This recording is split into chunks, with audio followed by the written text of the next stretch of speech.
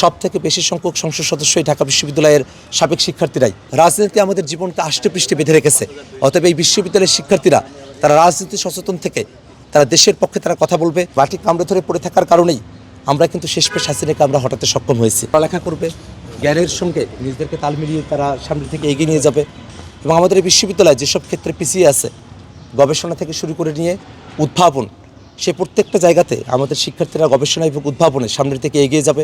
এই ঢাকা বিশ্ববিদ্যালয় থেকে এবার অনেকেই সংসদ সদস্য নির্বাচিত হয়েছেন। খুব সম্ভবত কোনো একক প্রতিষ্ঠান থেকে সবথেকে বেশি সংখ্যক সংসদ সদস্যই ঢাকা বিশ্ববিদ্যালয়ের সাবেক শিক্ষার্থীরাই। অতএব আমাদেরও কর্তব্য রয়েছে ঢাকা বিশ্ববিদ্যালয়কে নিয়ে। আমরা নতুন একটা বাংলাদেশ চাই, যে ঢাকা বিশ্ববিদ্যালয়ে বাংলাদেশের সকল আন্দোলনের সূতিকাগার। আমার যদি অতীতটা আমি যদি বিবেচনা করে দেখি, তাহলে দেখব যে এই ঢাকা বিশ্ববিদ্যালয় ক্যাম্পাসে মাটি কামড়ে ধরে পড়ে থাকায় এবং সেই মাটি কামড়ে ধরে পড়ে থাকার কারণেই আমরা কিন্তু শেষমেশ হাসিনাকে আমরা হটাতে সক্ষম হয়েছি।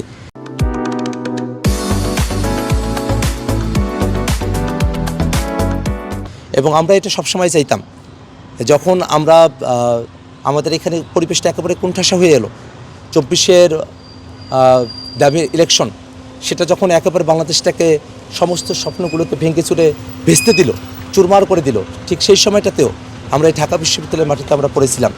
সেই ঢাকা বিশ্ববিদ্যালয়ের মাটি আমাদেরকে নিরাশ করে নাই। এই মাটিতেই প্রথম শিক্ষার্থীরা তুমি কে আমি কে, রাজাকার রাজাকার, কে বলেছে স্বৈরাচার স্বৈরাচার, এই যে স্লোগানের মধ্য দিয়ে আওয়ামী লীগের দীর্ঘ সময়ের ধরে চলে আসা তাদের এই মুক্তিযুদ্ধ ব্যবসার যে ন্যারেটিভ, সেটাকে ভেঙে দেওয়ার মতো সাহস দেখিয়েছিল এই ঢাকা বিশ্ববিদ্যালয়ের শিক্ষার্থীরা। এই ঢাকা বিশ্ববিদ্যালয়ের শিক্ষার্থীরা 24-এর অভ্যুত্থানের, যখনও এটা অভ্যুত্থানে এখনও রূপ নেয় নাই, তারই আগে বিশ্ববিদ্যালয়ের হলগুলো থেকে সেই পাষণ্ড ছাত্রলীগ, খুনি ছাত্রলীগ, তাদেরকে বের করে দিতে, তাদেরকে বিশ্ববিদ্যালয় থেকে বিশ্ববিদ্যালয় ছাড়া করতে তারা সক্ষম হয়েছিল। এই ঢাকা বিশ্ববিদ্যালয়ের কাছে আমাদের কৃতজ্ঞতার শেষ নেই।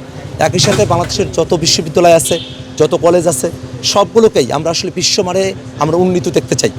বিশ্ব মানের যখন স্কেলটা আসে, তখন ঢাকা বিশ্ববিদ্যালয় যে তলানির দিকে থাকে, আমরা সেই জায়গাটাতে ঢাকা বিশ্ববিদ্যালয়কে দেখতে চাই না। আমরা চাই এই বিশ্ববিদ্যালয়ে একই সাথে পড়ালেখা চলবে, একই সাথে মুক্ত রাজনৈতিক চর্চা চলবে, একই সাথে সংস্কৃতির আদান প্রদান হবে। এই বিশ্ববিদ্যালয়ে নানা মতের মানুষেরা থাকবেন। এই বিশ্ববিদ্যালয়টা এমন একটা জায়গা, যে বিশ্ববিদ্যালয়টাতে আসলে গোটা বাংলাদেশকে আপনি একসাথে পাবেন।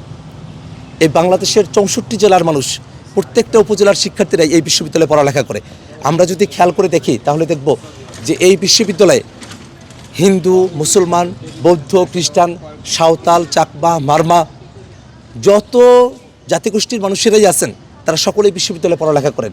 আমরা একটা সম্প্রীতির বিশ্ববিদ্যালয়ের মধ্য দিয়ে, যেখানে কোনো সাম্প্রদায়িক কোনো দাঙ্গা থাকবে না, এটা কখনোই আসলে এই বিশ্ববিদ্যালয়ে ছিল না, সেটা কখনো হবেও না। এমন একটা বিশ্ববিদ্যালয় আমরা প্রত্যাশা করি, যে বিশ্ববিদ্যালয়ে নানা চিন্তার মানুষেরা এই বিশ্ববিদ্যালয়ে একত্রিত হয়েছেন। ডান চিন্তার মানুষ আছেন, বাম চিন্তার মানুষেরা আছেন, যারা রাজনীতি সরাসরি করেন না সে মানুষেরাও এখানে আছেন।